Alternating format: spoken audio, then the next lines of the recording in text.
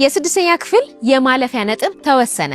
የስድስተኛ ክፍል ተማሪዎች እንዲሁም ልጆቻችሁ ሌት ተቀን ስታስጠኑና ውጤት ስትጠባበቁ የነበራችሁ ወላጆች በሙሉ እንኳን ደስ ያላችሁ። በአዲስ አበባ ከተማ አስተዳደር የዘንድሮ የስድስተኛ ክፍል መልቀቂያ ፈተና የማለፊያ ነጥብ ተወስኗል። ውሳኔውም በሙሉ ድምጽ የጸደቀ ሲሆን መደበኛ ተማሪዎች 50% ካመጡ ያልፋሉ።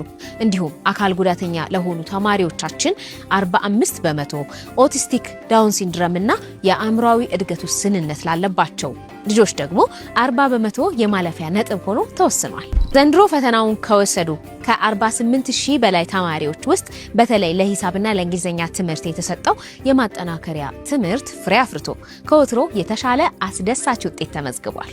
ፈተናውን ከወሰዱት መካከል ደግሞ 97.4% የሚሆኑ ተማሪዎች ከ50% እና ከዚያ በላይ በማስመዝገብ ወደ ቀጣዩ ክፍል ደረጃ መሸጋገራቸው ተረጋግጧል።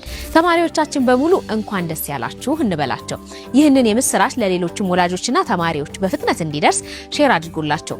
ወላጆች ደግሞ የልጆቻችሁን ውጤት በተመለከተ ሐሳባችሁን በኮሜንት ጻፉልን።